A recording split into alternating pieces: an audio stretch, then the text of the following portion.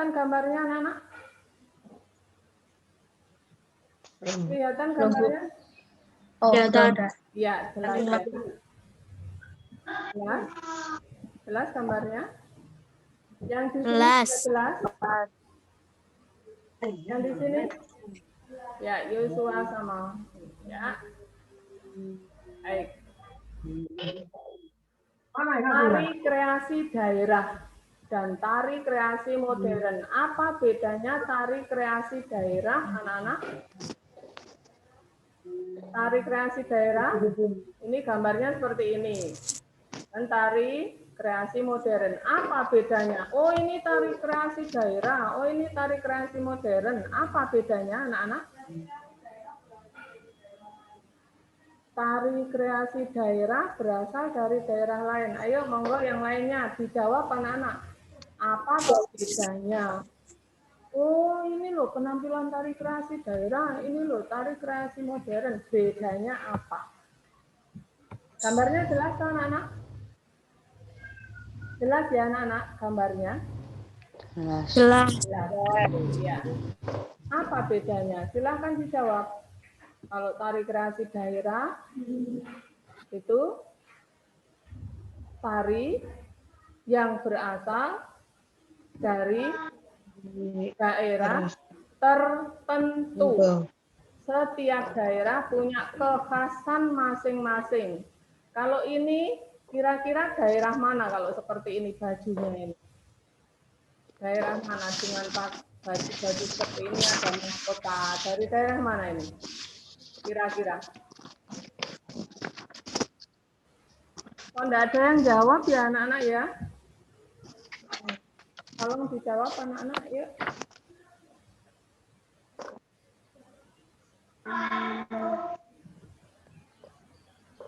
Kok enggak ada yang jawab anak-anak? Coba Eko Diostrake. Apa beda tari kreasi daerah dan tari kreasi modern?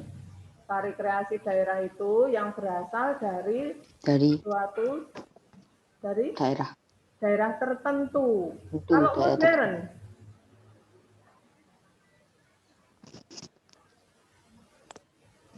modern itu perkembangan dari tari kreasi daerah. Jadi itu dikembangkan dari gerakan yang mulai sederhana-sederhana dibuat menjadi lebih meyakinkan lagi dengan pakaian berbeda, dengan gerakan berbeda, properti yang berbeda, lihat gambarnya ini ya, dengan tenaga yang berbeda, dengan makna yang berbeda. Baik, kita akan membahas tentang tari kreasi daerah. Tari kreasi daerah itu kan ada macam. Bagaimana? Ada tari tunggal.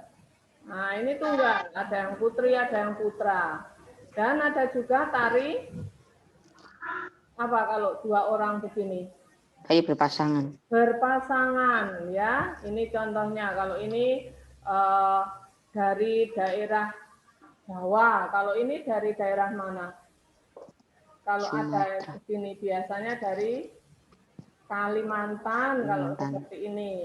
Lalu ada juga tari berkelompok. Bahkan tarinya itu ketika SEA Games itu tidak hanya berkelompok, bahkan ditarikan oleh satu lapangan 3.600 siswa itu. Waktu SEA Games tahun lalu, tahun 2018 tuh berapa orang? 3.600 anak-anak SMA menari tari yang sama ya. Gerakannya luar biasa menarik ya. Itu tentu saja butuh banyak latihan. Nah, sekarang mari kita lihat unsur-unsur tari. Unsur tari yang pertama. Apa unsur tari yang pertama, anak-anak? Unsur tari yang pertama adalah anak bisa lihat dari buku kalian. Ya, buku kalian di halaman 68. Ayo, silakan membaca yang nomor 1. Dibaca oleh Amelia. Nomor 1. Unsur-unsur tari antara lain sebagai berikut. Unsur-unsur tari antara lain sebagai berikut. Yang pertama, gerak. Gerak tari dilakukan oleh anggota tubuh seperti kepala, tangan, kaki, dan badan. Gerakan dalam tari terlihat ekspresif dan estetis. Fungsi gerak dalam tari adalah mengekspresikan dan mengungkapkan maksud tema tari tersebut. Setiap gerak pada tarian tradisional dapat berbeda-beda. Gerak tari terdiri dari gerak maknawi dan gerak murni. Gerak maknawi merupakan gerak yang telah diubah menjadi gerak indah dan mengandung suatu pengertian atau maksud tertentu. Adapun gerak murni ialah gerak yang hanya mementingkan faktor keindahan gerak saja. Gerak murni tidak dimaksudkan untuk menggambarkan sesuatu atau tidak mengandung suatu arti. Iya, terima kasih Amelia. Jadi silakan anak-anak memberi garis bawah kata-kata yang penting, misalnya gerak maknawi itu apa, lalu gerak murni itu apa ya, dan seterusnya. Kemudian untuk yang nomor 2, mohon bantuan Joshua membacakan unsur tari yang kedua. Yang kedua adalah iringan tari. Tarian biasanya diiringi oleh jenis-jenis yang memiliki keharmonisan dengan gerakan tari serta sesuai dengan tema tari. Joshua kelas 6A. Joshua kelas 6A. Ayo silakan. Joshua, Jojo. Silakan. Ya, Bu. Iya. Yang kedua, iringan tarian biasanya diiringi oleh jenis-jenis yang memiliki keharmonisan ritme dengan gerakan tari serta sesuai dengan tema tari. Iringan tari pun turut membentuk karakter tari. Iringan tari dapat dibedakan menjadi dua, yaitu musik internal dan musik eksternal. Ya. Musik internal berupa bunyi-bunyian yang berasal dari anggota tubuh penari, seperti tepukan tangan, hentikan jari, dan hentakan kaki. Contoh tari yang menggunakan musik internal adalah tari saman. Musik eksternal berasal dari luar tubuh penari, misalnya dihasilkan dari alat musik atau nyanyian dari lagu daerah. Lagu daerah mengandung makna yang dapat menambah karakter tari yang ditampilkan. Iya. Terima kasih Joshua. Jadi iringan tari itu ada dua macam, yang internal dan eksternal. Internal itu dari tubuh si penari. Kalau lihat gambarnya ini, lihat di kaki ini ada kerincing-kerincingnya, ini ada maknanya. Kerincing ketika menghentakkan kakinya di lantai, maka akan berbunyi suara kerincing. Tangan pun demikian, bahkan ketika membunyikan begini juga ada maknanya. Ya, lalu kalau tangan biasanya di tangan ini ada gelangnya, itu juga berbunyi. Ya, kalau ada bunyinya maka dia akan membuat gerakan seperti tari di Bali. Itu gerakannya bersuara, tangannya ini bergerak lalu bersuara. Kemudian ada iringan yang eksternal. Kalau eksternal berarti berasal dari luar tubuh si penari, dari luar tubuh si penari, bukan dari dirinya penari, bukan dari kaki, bukan tangan, bukan gerakan, bukan sabetan, juga bukan teriakan. Kadang-kadang kan ada hoa, hoa, woi, ya kan ada seperti itu tarian, ya. Mohon yang ketiga bantuannya Karen untuk membacakan unsur tari yang ketiga. Yang ketiga, tari. Properti merupakan salah satu unsur pendukung dalam tari. Ya. Properti tari adalah benda-benda yang digunakan untuk mendukung satu gerak tari. Fungsi properti tari antara lain untuk menambah tarian atau menyampaikan pesan pada suatu tarian. Properti tari yang digunakan macam bergantung pada penataan tari. Contoh properti tari topeng, selendang, iya, pas, dan lilit. Jadi properti itu apapun yang digunakan oleh penari untuk menari, mulai dari kepala sampai dengan kaki, ya, kepala, rambut, muka, ya, di muka kadang kan menggunakan topeng juga, di telinga juga ada, kupingnya itu juga ada, lalu tangannya juga ada, bahkan ada di punggung, ada panah, ada keris, ya, kemudian selendang, ada selendang, lalu bisa juga menggunakan seperti rompi, kalung, kalau yang putri pakai kalung, lalu mahkota, lalu bisa juga menggunakan ini baju khusus yang berhias tertentu, itu punya makna tertentu. Kalau kita lihat di buku, kalau tari topeng, propertinya pasti menggunakan topeng sesuai dengan karakter yang diinginkan. Lalu kalau tari kuda lumping, ya propertinya ada lumpingnya. Kuda lumping itu tarian yang menggunakan kepang. Kepang itu anyaman dari bambu, lalu dihias seperti kuda, lalu dipakai untuk menari. Nah, ada lagi kalau reok seperti di Ponorogo, reok itu ya menggunakan kepalanya siapa?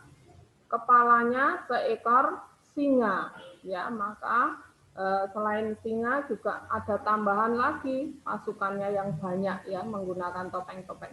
Baik, lanjut yang keempat, busana atau kostum. Mohon bantuan Mona. Silakan Mona.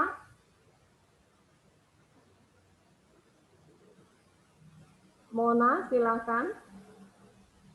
Mona nggak ada, Bu.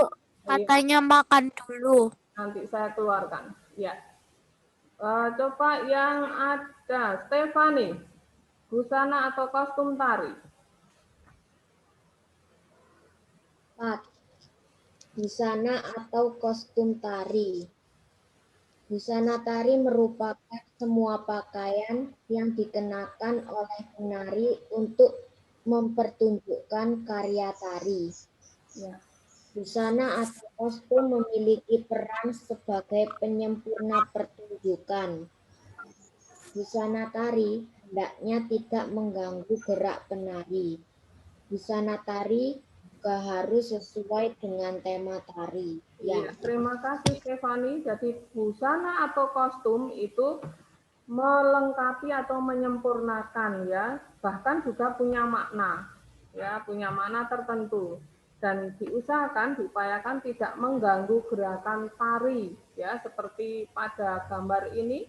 Jangan sampai mengganggu gerakannya. Kalau kakinya harus ke atas ya berarti celananya itu harus rapi.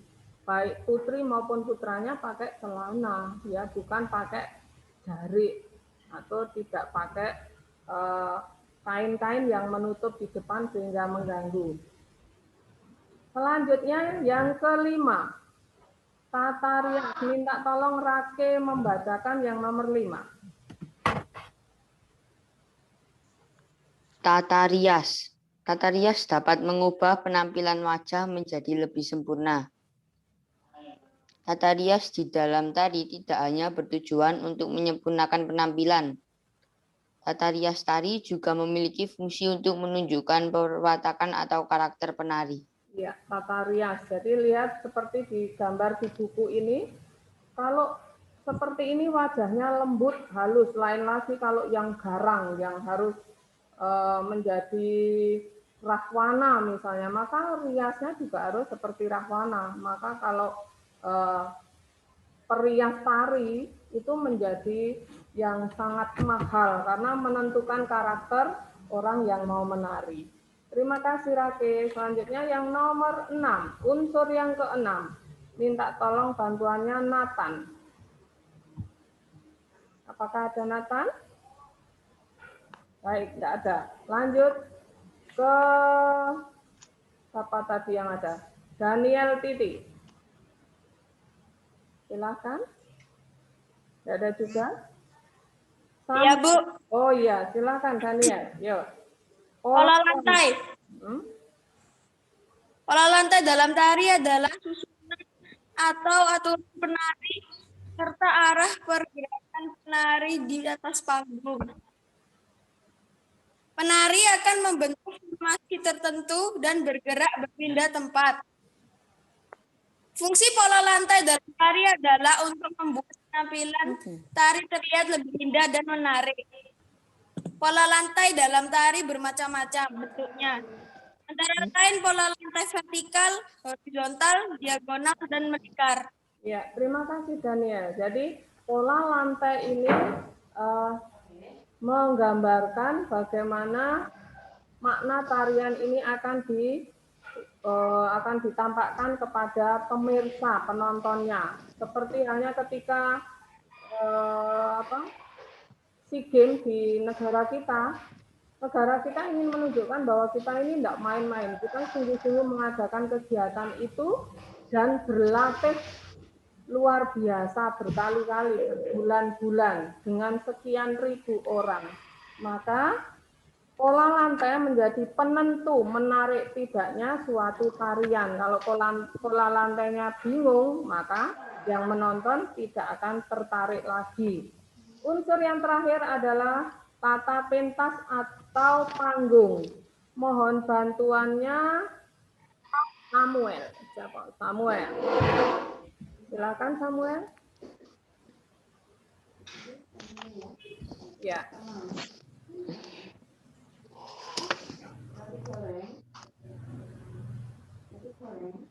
Samuel, tidak ada Samuel. Baik. Lainnya monggo silakan yang mau saja, yang mau silakan. Ya. Silakan. Yang belum. Priscilla, silakan. Ya, Bu. Ya. Tata pentas atau panggung. Setelah semua unsur tari sudah dipenuhi, diperlukan tempat untuk mementaskan tarian. Tempat pertunjukan agar dapat mendukung pertunjukan tari. Tata pentas juga dapat membantu penciptaan suasana yang terkait dengan konsep tari. Pertunjukan tari dapat dilakukan di tempat terbuka atau tertutup. Di panggung tertutup, biasanya penari hanya dapat dilihat dari satu arah pandang.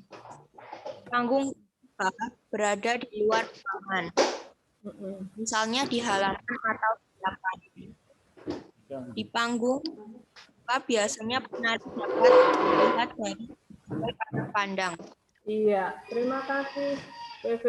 Jadi kalau yang saya tampakkan gambar di sini anak-anak, ini arenanya ada di Candi Prambanan.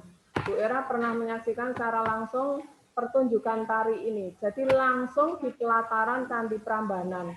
Jadi di sana ada tempat atau area untuk menari di mana penontonnya agak jauh. Jadi ketika penari sedang menari dan terjadi hujan karena ini di alam terbuka, penari tidak akan terganggu. Maka jangan heran apabila penari ini berjuang keras, sungguh-sungguh, berlatih sungguh-sungguh, bahkan ketika menari pun bisa jatuh. Nah, dan tetap ingat akan ceritanya apa, ya, tetap hafal atau tetap mengingat makna cerita dari tarian itu.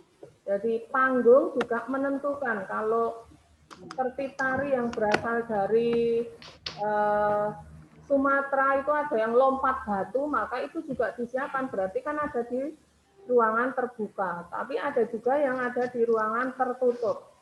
Tari-tari yang ada di daerah Bali biasanya itu di ruangan terbuka. Maka jangan heran anak-anak mereka menggunakan properti sungguh-sungguh, maka beberapa minggu atau bulan yang lalu terjadi kecelakaan di mana penarinya itu sampai meninggal karena tertusuk oleh propertinya itu menggunakan keris sungguhan. Jadi tampil sungguh-sungguh dikira tidak mengenai badannya, tapi ternyata mengenai ulu hatinya sehingga penarinya bisa sampai meninggal. Itu menunjukkan bahwa mereka melakukan kesungguhan yang luar biasa untuk bisa mementaskan sesuai dengan peran yang dilakoninya. Jadi itu tadi anak-anak gerakan, iringan, properti, busana, tata rias, pola lantai, tata pentas atau panggung merupakan unsur-unsur tari yang harus ada. Fungsinya juga masing-masing punya fungsi sendiri. Kalau salah satu tidak ada, ya pasti akan mengganggu. Nah, tetapi dalam kita berlatih, kita bisa menggunakan yang lain yang sebelum menggunakan baju pentas. Jadi hanya latihannya boleh. Apakah ada pertanyaan hubungan dengan tari kreasi daerah pada pagi hari ini untuk anak-anak, baik gerak maupun jenisnya tari tunggal, tari ada tunggal, ada yang berpasangan dan ada yang berkelompok. Baik, saya tutup dulu, saya tanya dulu. Ayo anak-anak, 10 menit silakan dibuka, kameranya dibuka semua. Ya, Etan, kamu paling jelas ini ya, pertama muncul. Tan, Bu Era mau tanya, apa fungsi unsur gerak dalam tari? Apa saja yang bergerak? Yang bergerak, ya. Yang digerakkan apa saja? Tangan, kaki, badan, dan kepala. Iya, seluruh anggota badan, bahkan bisa melompat. Ya, unsur yang kedua, kalau iringan itu ada dua, apa saja? Arel? Iringan itu ada dua, apa saja Arel? Iringan? Arel, enggak dengar. Ayo dibuka, mic-nya dibuka. Apa sudah siap? Silakan angkat tangan. Iya, silakan Olive, silakan Olivia. Musik internal dan musik eksternal. Iya, internal dan eksternal. Apa bedanya internal? Berasal dari anggota tubuh penari. Ya, kalau eksternal? Kalau eksternal berasal dari luar tubuh Dari penari. luar, ya terima kasih. Apa fungsi properti tari? Fungsi properti tari? Benda-benda yang digunakan untuk Mendukung suatu gerak tari. Nah, fungsinya untuk menguatkan karakter, Menambah keindahan tarian dan menyampaikan pesan. pesan atau tarian. Menyampaikan pesan. Kalau busana atau kostum, fungsinya untuk apa? Fungsinya apa, anak-anak? Sebagai penyempurna pertunjukan. Pertunjukan, ya. Kalau pola lantai, apa fungsinya pola lantai? Yo, silakan ini. Untuk membuat penampilan tari terlihat lebih indah dan menarik. Ya, membuat penampilan tari terlihat lebih baik atau lebih indah, menyempurnakan. Juga yang terakhir pola lantai, yang terakhir adalah tata pentas atau panggung harus disesuaikan dengan jenis tarian masing-masing. Baik anak-anak, saya akan memberikan tugas, silakan dilihat.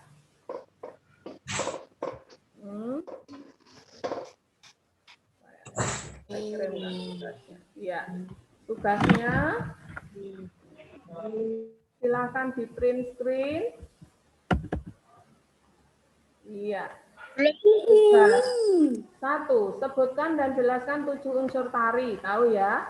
2, tuliskan 5 contoh tari kreasi daerah yang dilakukan berpasangan. Jadi tari apa, begitu 5 saja.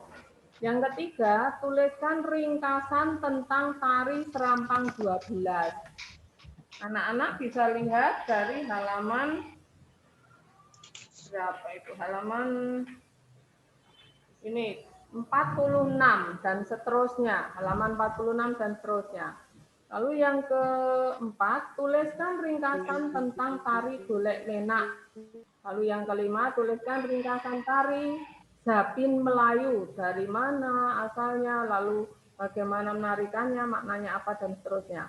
Lalu untuk KI 4, hafalkan lagu Rambadia halaman 30 yang tadi kita nyanyikan. Lalu nyanyikan lagu tersebut dengan gerakan tangan, kaki, kepala, tangan dan badan menggunakan seragam hari ini. Lalu buatlah sekreatif mungkin ya. Nah, lalu buatlah video, kirimnya berupa link, bukan video tapi kirimnya berupa link. Kapan? Hari ini paling lambat jam 1. Apakah ada pertanyaan? Tidak. Ya, anak-anak ya. Yang tidak punya teksnya, yang tidak punya buku 6G, boleh memberitahu di WA grup ya. Begitu, terima kasih anak-anak untuk hari ini. Selamat pagi. Selamat mengerjakan tugas. Jangan lupa tetap jaga protokol kesehatan ya. Semoga kita segera bertemu nanti pembelajaran di sekolah tanggal 1. Ya. Selamat pagi, berkah dalam. Selamat pagi, Bu, berkah dalam. Terima kasih, Bu. Selamat pagi, Selamat pagi, berkah dalam. Ya, tanggal 1 kita sudah mulai tatap muka untuk yang diizinkan. Yang tidak diizinkan ya tidak bisa. Ya, yang diizinkan saja. Dadah.